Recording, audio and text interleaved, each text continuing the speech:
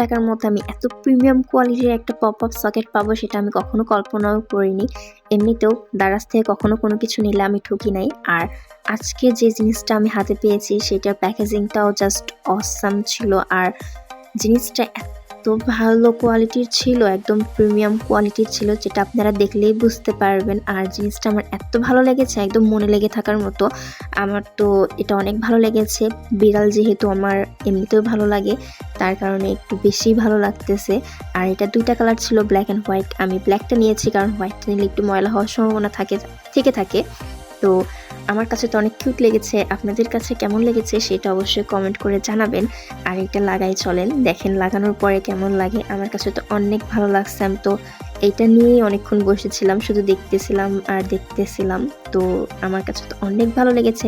আপনাদের কাছে কেমন লেগেছে সেটা অবশ্যই কমেন্ট করে জানাবেন।